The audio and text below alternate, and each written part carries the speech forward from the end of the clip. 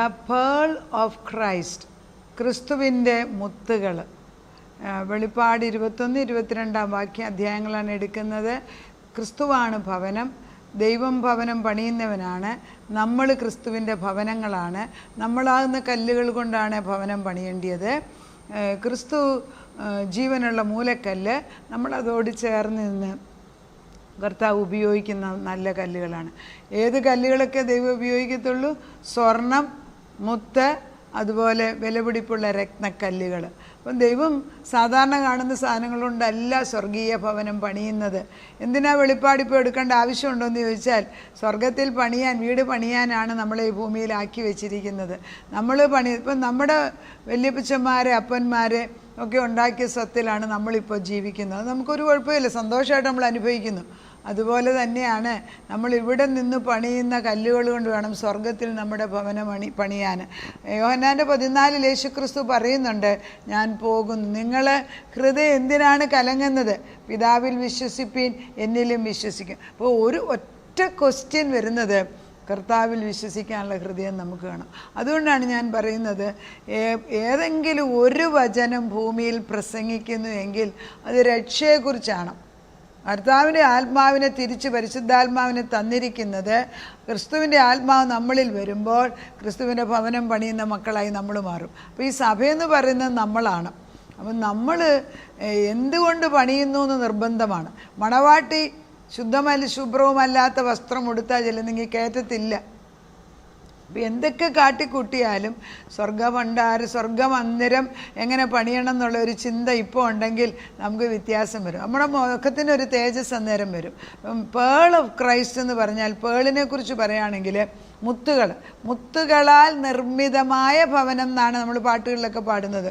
മുത്തുകളാൽ നിർമ്മിതം എന്ന് പറയുമ്പം, pearl is beautiful and it is A costly ജം. അതായത് വളരെ വിലപിടിപ്പുള്ള ഒരു സാധനമാണ് മുത്തെന്ന് പറയുന്നത്. എന്നാൽ വളരെ റെയറാണ്. നല്ല മുത്തുകൾ കണ്ടാൽ, നമ്മളിപ്പോൾ യൂട്യൂബിനകത്തൊക്കെ നോക്കുന്ന ഉടനെ ഈ പേൾ ഹണ്ടിങ് പോകുമ്പോൾ ഓരോ മുത്ത് ചിപ്പിയെ എടുത്തിട്ട് അതിനെ തുറന്ന് വരുമ്പം ദൂരെ നല്ല ഭംഗിയുള്ള കളറിലുള്ള മുത്തുകൾ അതിനകത്ത് വരുന്നത്. മിക്കവാറും നമ്മൾ കണ്ടിട്ടുള്ളത് വെള്ളയാണ്, പിങ്ക് ഉണ്ട്, എന്നാൽ ബ്ലാക്ക് കളറുണ്ട്, എന്നാൽ ഗോൾഡൻ കളറിലുള്ളത്, ബ്ലൂ കളറിലുള്ളത് ഒക്കെ ഉണ്ട്. നമ്മളിവിടെ കാണുന്നില്ലെന്നേ ഉള്ളൂ. അപ്പം മുത്തുകൾക്ക് അതിൻ്റേതായിട്ടുള്ള ഭംഗി. നമ്മൾ എപ്പോഴെങ്കിലും ചിന്തിച്ചിട്ടുണ്ടോ ഈ മുത്തുകൾ എങ്ങനെയാണ് ഉണ്ടാകുന്നത്? ഈ മുത്തുകൾ ഉണ്ടാകുന്നത് ഈ മുത്തുച്ചിപ്പിക്കകത്ത് ഒരു ഫോറിൻ ഒബ്ജക്റ്റ്, അതായത് അതിൻ്റേതല്ലാത്ത ഏതെങ്കിലും ഒരു കരടോ ഒന്നോ കയറിക്കഴിയുമ്പോൾ, മണൽത്തരിയോ കയറുമ്പോൾ അതിൻ്റെ ശരീരത്തിന് ഇറിറ്റേറ്റ് ചെയ്യും. എപ്പോഴും അങ്ങ് ഉപദ്രവിക്കുന്ന പോലെ. കാരണം ഇതിന് കൂർമ്മയുള്ള സാധനമല്ലേ അകത്ത് കയറിയത്. അപ്പോൾ അത് കൂർമ്മയുള്ളത് മാറ്റാൻ വേണ്ടി ഇതിനകത്തൊരു ദ്രാവകമുണ്ടാക്കും. അതിന് നാക്കർ എന്ന് പറയും, NACR, നാക്കർ. ഈ ഒരു സാധനം ഇതിങ്ങനെ പ്രൊഡ്യൂസ് ചെയ്തിട്ട് ചുറ്റി ഈ മുത്തിൻ്റെ ഈ കല്ലിന് ചുറ്റും, അങ്ങനെ ചെറിയ തരിക്ക് ചുറ്റും ചുറ്റി വർഷങ്ങളോടെടുത്തിട്ടാണ് മനോഹരമായ ഒരു പേളുണ്ടാക്കുന്നത്. അപ്പം ജീവിതത്തിൽ കഷ്ടവും പ്രയാസവും വരുന്നത്, അയക്കുന്നത് ദൈവം തന്നെയാണ്. ചില ഇറിറ്റേഷൻ, നമ്മുടെ ചുറ്റുപാടുള്ള നെയ്ബർ, അല്ലെ വീട്ടിലുള്ള ഭർത്താവ്, വീട്ടിലുള്ള മക്കൾ ശരിയല്ല, അവരുടെ കൂടെ ജീവിക്കാം, അമ്മായിമ്മ ഒട്ടും കൊള്ളത്തില്ല, എനിക്ക് അവരുടെ കൂടെ ജീവിക്കാം. എന്തിനാണ് ദൈവം അവരെ കൊച്ചു തന്നത്? നീ ഒളിച്ചോടിപ്പോകാനല്ല, അവിടെ നിൽക്കുക. ആ ഒരു ചെറിയ കരട് വന്നതിനാൽ നിന്നിൽ അനേക മുത്തുകളുണ്ടാക്കാൻ. എൻ്റെ ഒരു ഫ്രണ്ടിനെ വർഷങ്ങൾക്ക് മുമ്പ് എനിക്ക് ഈ ദർശന വരങ്ങളൊക്കെ ഉണ്ടെന്നൊന്നും എനിക്ക് അന്നേരം അറിയത്തില്ല. അതിലെല്ലാ വരങ്ങളും എനിക്ക് തന്നിട്ടുണ്ട്, നിങ്ങൾക്കും എല്ലാം തന്നിട്ടുണ്ട്, ഉപയോഗിക്കുന്ന പോലെയാണ്. അപ്പോൾ ഒരു ദിവസം ഞാനിങ്ങനെ ചുമ്മാ അവരെക്കുറിച്ച് ചിന്തിച്ചുകൊണ്ടിരിക്കുമ്പം അവരുടെ കഴുത്തിൽ ഇങ്ങനെ 2 നിരയുള്ള വെള്ള മുത്തുമാല കിടക്കുന്ന വർഷങ്ങൾക്ക് മുമ്പ് കണ്ട, പക്ഷെ ഇന്ന് പോലെ ഞാൻ ഓർക്കുന്നുണ്ട്.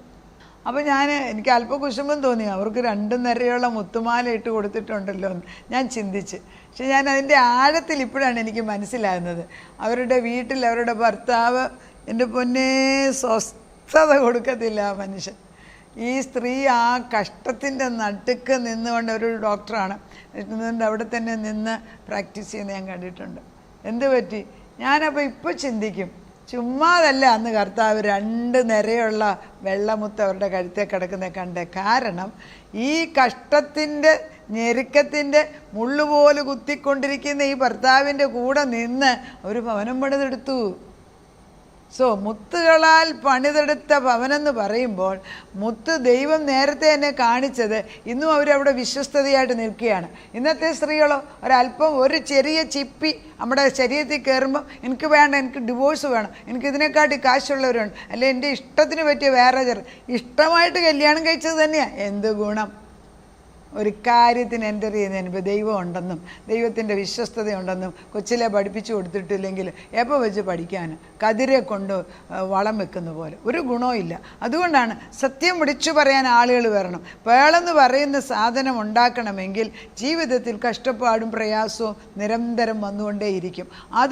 അതുകൊണ്ട് ഒരസി വഴക്കുണ്ടാക്കുന്നതിന് പകരം അതിന് ചുറ്റുമായിട്ട് ഈ സ്നേഹത്തിൻ്റെ ദ്രാവകം വെച്ച് മുത്തൊക്കെ നമ്മളൊന്ന് മുത്തിനകത്തൊരു കിഴുത്തിടണമെങ്കിൽ എന്തൊരു പാടാന്നറിയാമോ? It's very difficult. നമ്മളൊന്ന് ഒരു ഇഷ്ടിക വെച്ചോ അല്ലെ സൂചി വെച്ചോ ഒന്ന് കുത്തിയാലൊന്നും അത് അനങ്ങൂല. അങ്ങനത്തെ സാധനം അത്ര ഉറപ്പാണ്. അതുകൊണ്ടാണ് സ്വർഗത്തിൽ വീട് പണിയുന്നത് മുത്തുകൊണ്ടാണെന്ന് പറയുന്നത്. കഷ്ടവും പ്രയാസവും നമുക്ക് ഈ ഭൂമിയിൽ വരുന്നുവെങ്കിൽ നമ്മൾ കഷ്ടപ്പെട്ടിട്ട് ദുഃഖിച്ചിട്ട് കാര്യമില്ല. കാരണം ഇതെനിക്ക് ദൈവം നിയോഗിച്ചു വെച്ചത്, ഇതിൽ ഞാൻ ജയമെടുക്കും. ഇത് ആദ്യമാണ് തീരുമാനം. അതായത് ഒരു മുത്ത് വരുന്ന ഉടനെ അതിൻ്റെ അകത്ത് വിടുന്ന ചെറിയ തരികൾ അതിനെ തന്നെ പുറത്താക്കി കളയാൻ ഒക്കത്തില്ല. It has come inside. അതുകൊണ്ട് അതിനെ വഹിച്ചുകൊണ്ട് നടന്ന് അതിന് ദ്രാവകം ചുറ്റി ഒരു നല്ല മുത്തുണ്ടാകാൻ ഏകദേശം 7 വർഷം എടുക്കുമെന്നാണ് പറയുന്നത്. Almost A life span of 1 ചിപ്പി. ഒരു ചിപ്പിയുടെ അല്ലെങ്കിൽ ഒരു മസിലിൻ്റെ 7 വർഷം കൊണ്ടാണ് ഒരു മുത്തുണ്ടാക്കിയെടുക്കുന്നത്. എത്രയോ വർഷം കഷ്ടപ്പെട്ടിട്ടല്ലേ ഒരു കുടുംബം ഉണ്ടാക്കിയെടുക്കുന്നത്. മക്കളുണ്ടാകുന്നതിന് അവരൊരു നല്ല നിലയിലെത്താൻ ജീവിതകാലം മുഴുവൻ പ്രാർത്ഥിച്ചു എന്ന് വരത്തില്ലേ? ഭർത്താവ് കള്ളുകൂടിയനാണെങ്കിൽ അവനെ നേരെ കൊണ്ടുവരുന്നിടം വരെയും പ്രാർത്ഥിച്ചിട്ട് ഒരു ഗുണവും ഇല്ല. എങ്കിലും അവരവിടെ തന്നെ നിന്ന് അവരുടെ മക്കളെ നല്ല നിലയിലാക്കുന്നത് ഞാൻ കണ്ടിട്ടുണ്ട്. കൊട്ടാരക്കരയിൽ എൻ്റെ വീടിന് തൊട്ട് മുമ്പിൽ ഒരു ഭവനമുണ്ട്. വളരെ സിമ്പിൾസ്, വെരി പാവങ്ങളെന്ന് പറയുന്നത് നല്ല പാവങ്ങൾ. അയാളാണ് കള്ളു കുടിച്ചിട്ട് ഒരു നേരെ അയാൾ ചുവ നിൽക്കൂല. പക്ഷേ ഈ സ്ത്രീയെ റബ്ബർ വെട്ടാൻ പോകും.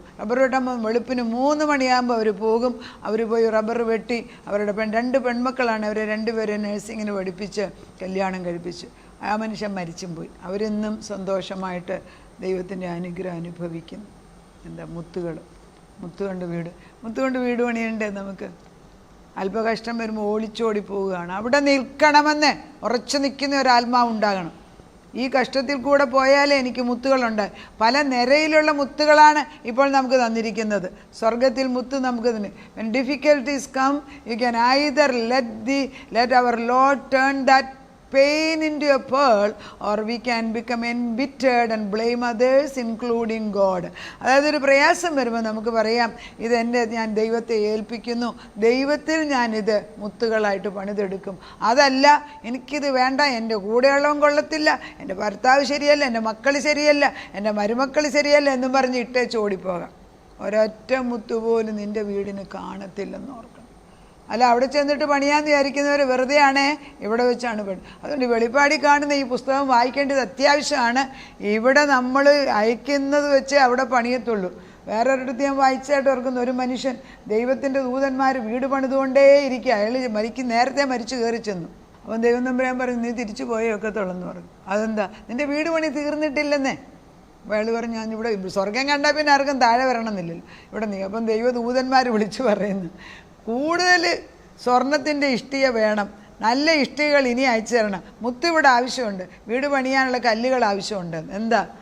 ഒന്നും ചെയ്തിട്ടില്ലെന്നേ ലോകത്ത് ജീവിച്ചപ്പം ദൈവത്തിന് വേണ്ടി. നമ്മൾ ഇതൊന്നും മറക്കരുത്. എന്നും നിലനിൽക്കുന്നതായിട്ടുള്ള ഈ time is never to late. ഇത് എൻ്റെ ഈ വചനം കേൾക്കുന്നവർ ചിന്തിക്കുന്നുണ്ടായിരിക്കും, അയ്യോ ഞാൻ പ്രായമായ വ്യക്തിക്ക്, ഒന്നും ചെയ്യാൻ വയ്യാത്ത വ്യക്തിക്ക് ഇരുന്ന് പ്രാർത്ഥിക്കാമല്ലോ, ദൈവത്തെ സ്തുതിക്കാമല്ലോ, മക്കളെ അനുഗ്രഹിക്കാമല്ലോ, കൊച്ചുമക്കളെ പേർച്ചൊല്ലി അനുഗ്രഹിക്കാമല്ലോ, കഷ്ടങ്ങൾ വരുമ്പം ദൈവത്തിൻ്റെ ആത്മാവ് കൂടെ ഉണ്ടെന്ന് കർത്താവിൻ്റെ സാന്നിധ്യം കൊണ്ടുവരാമല്ലോ. ഇതിനൊക്കെ എന്താ തടസ്സം? സാധ്യമായിട്ടൊന്നുമില്ല. ആ ആവശ്യം നമ്മളോട് പറയുന്നു, ഞാൻ നിൻ്റെ കൂടെ ഉണ്ട്. മത്തായിയുടെ സുവിശേഷത്തിൽ പറയുന്നു, The church is the pearl of great price for which Jesus gave his life. Mathai 13:45. കർത്താവിൻ്റെ ആത്മാവ് പറയുന്നത് ദൈവം തന്നെത്താനെ കടന്നു വന്നത് നമ്മളെ ശുദ്ധീകരിച്ച് അവന് ഇഷ്ടമുള്ള ഭവനം ഉണ്ടാക്കാൻ, അവൻ്റെ ആലയമാക്കി തീർക്കാൻ, അവന് യോഗ്യമുള്ള കല്ലുകളാക്കി മാറ്റുകയാണ്. എത്ര കല്ലുകൾ നമ്മളാവുന്ന കല്ലുകളെ ദൈവം തൻ്റെ കിരീടത്തെ വെച്ചിട്ടുണ്ടെന്ന് നമുക്കറിഞ്ഞുകൂടാ. പക്ഷെ ദിനംപ്രതി അവൻ ആഗ്രഹിക്കുകയാണ് നമ്മളതിന് വശംവദമായിട്ട് കർത്താവിന് വിട്ടുകൊടുക്കണം. 13:45 പിന്നെയും കർത്താവ് പറഞ്ഞ ഉപമയാണ് മത്തായിയുടെ സുവിശേഷം 13:45-46. പിന്നെയും സ്വർഗരാജ്യം നല്ല മുത്ത് അന്വേഷിക്കുന്ന ഒരു വ്യാപാരിയോട് സദൃശ്യം. അവൻ വിലയേറിയ ഒരു മുത്ത് കണ്ടെത്തിയാറെ ചെന്ന് തനിക്കുള്ളതൊക്കെയും വിറ്റ് അത് വാങ്ങി. അപ്പോൾ സ്വർഗരാജ്യത്തിൽ നല്ല മുത്ത് അന്വേഷിക്കുന്ന വ്യാപാരി. അപ്പോൾ നമ്മൾ ഓരോരുത്തരും ഓർക്കണേ, കഷ്ടം വരുന്നതെന്ന് പറഞ്ഞ് ഇട്ടെറിഞ്ഞ് ചോടാതെ യേശുവിൽ ഉറച്ച് നിൽക്കുക. ദൈവം നമ്മുടെ കൂടെ നിന്ന് നമ്മളെ ശുദ്ധീകരിച്ചുകൊണ്ടിരിക്കുകയാണ്. ഈ കഷ്ടം എനിക്ക് നന്നായെന്ന് പിന്നാലെ ചുമ്മാതല്ല ദാവീദ് വിളിച്ചു പറഞ്ഞു. അതിനാൽ ഞാൻ എൻ്റെ ദൈവത്തിൻ്റെ മഹത്വം കണ്ടു, എൻ്റെ വചനങ്ങളെ പഠിക്കാനിടയാക്കി. അതുകൊണ്ട് കഷ്ടങ്ങൾ സാരമില്ല എന്ന് പറയുമ്പോൾ എൻ്റെ കർത്താവ് അതിനെ മുത്തുകളാക്കി മാറ്റുമെന്ന് പറയാനുള്ള കൃപ ദൈവം നമുക്ക് തരട്ടെ. നമുക്ക് പ്രാർത്ഥിക്കാം. അതിപരിശുദ്ധനായ ദൈവമേ, മുത്തുകളാലും നല്ല സ്വർണത്തിനാലും വിലപിടിപ്പുള്ള കല്ലുകളാലും ഞങ്ങൾക്ക് നീ ഭവനം പണിതുകൊണ്ടേയിരിക്കുകയാണ്. കർത്താവ് പറയുന്നുണ്ടല്ലോ യോഹന്നാൻ്റെ 14, ഞാൻ പോകുന്നത് നല്ലത്, ഞാൻ പോയാലോ നിങ്ങൾക്ക് ഭവനം പണി തീരുമ്പോൾ ഞാൻ നിങ്ങളെ വന്ന് വിളിച്ചുകൊണ്ടുപോകും. എന്തുകൊണ്ടാണ് പണിയുന്നത് കർത്താവേ? ഞങ്ങൾ ഈ ലോകത്തിൽ എത്ര സ്വർണത്തിൻ്റെ കല്ലുകൾ എത്ര ഇഷ്ടി അയച്ചിട്ടുണ്ട്, എത്ര പേളുകൾ മുത്തുകൾ അവിടെ വന്നിട്ടുണ്ട്, എത്ര വജ്രക്കല്ലുകൾ, എത്ര വിലപിടിപ്പുള്ള രത്നക്കല്ലുകൾ അവിടെ എത്തിയിട്ടുണ്ട് കർത്താവേ. ഞങ്ങളുടെ പ്രവർത്തനങ്ങൾ അവിടുത്തെ തീയിലൊന്ന് ടെസ്റ്റ് ചെയ്ത് നോക്കുമ്പം എത്ര എണ്ണം ഈ തീക്കകത്ത് ജീവനോടെ പൊങ്ങി വരും, എത്ര എണ്ണം ഇത് ശുദ്ധീകരിച്ച് കടന്നു പോകും. അതോ ഞങ്ങൾ വെറുതെ ഞങ്ങളുടെ മുടി കരിഞ്ഞ് അല്പജീവനോടെ സ്വർഗത്തിൻ്റെ വാതിലിൽ കയറുന്നവരെ പോലെ, ഒരു കിരീടം പോലും വാങ്ങിക്കാൻ വയ്യാത്തവരെ പോലെ ഞങ്ങളെയോ തലമുറകളെ ആക്കരുത്. ഓരോ ദിവസവും ഓരോ കിരീടം ഉണ്ടാക്കാൻ, ഓരോ പ്രഷ്യസ് മെറ്റൽ ഉണ്ടാക്കാൻ, ഓരോ മുത്തുകളാക്കാൻ ഞങ്ങൾക്ക് സാധിക്കും. കഷ്ടം വരുമ്പം ഈ ശോധനയിൽ 7 വട്ടം ശോധന ചെയ്ത് ശുദ്ധീകരിച്ച് കഴിയുമ്പം വിശുദ്ധിയാക്കുന്നത് പോലെ വിശുദ്ധിയാക്കുന്ന ദൈവം കൂടെ നിൽക്കുന്നതിനാൽ സ്തോത്രം. നാഥ, എഴുന്നള്ളി വന്ന് ഞങ്ങളെ ശോധന ചെയ്ത് പൊന്ന് വിളക്കുകളാക്കി ദൈവ തേജസ്സുള്ള മുത്തുകളാക്കി മാറ്റുന്നതിന് ഞങ്ങൾ നിന്നെ സ്തുതിക്കുന്നു. ഇത്ര മനോഹരമായൊരു ഭവനം പണിയാൻ സ്വർഗത്തിൽ ഒരു മടിയും കൂടാതെ രാവും പകലും അധ്വാനിക്കുന്ന പിതാവും പുത്രനും പരിശുദ്ധാത്മാവ് ഇവിടെയും നിന്ന് ഞങ്ങൾക്ക് വേണ്ടി ഇടിവിൽ നിന്ന് പ്രാർത്ഥിക്കുമ്പോൾ ദൈവമേ, നിൻ്റെ അടുക്കൽ കടന്നു വന്ന് നിൻ്റെ സന്നിധിയിൽ നിന്ന്, നിൻ്റെ ശാശ്വതമായ ഭുജങ്ങളിൽ നിന്ന്, നിൻ്റെ കണ്ണുകളിലേക്ക് നോക്കി ജീവിപ്പാൻ ഞങ്ങളെ പഠിപ്പിക്കണം. ദാസനയജമാനൻ്റെ കയ്യിലേക്കും ദാസിയജമാനത്തിയുടെ കയ്യിലേക്കും നോക്കുന്നത് പോലെ ഇതാ ഞങ്ങൾ നിൻ്റെ കയ്യിലേക്ക് നോക്കുന്നു. നാഥൻ ഞങ്ങളെ കൈപിടിച്ചാട്ട് നടത്തിയാട്ട്, തലമുറകളെ നടത്തിയാട്ട്. പ്രാർത്ഥന കേട്ട് ഉത്തരം തന്നതിന് നന്ദി. യേശുക്രിസ്തുവിൻ്റെ പുണ്യനാമത്തിൽ തന്നെ ആമേൻ.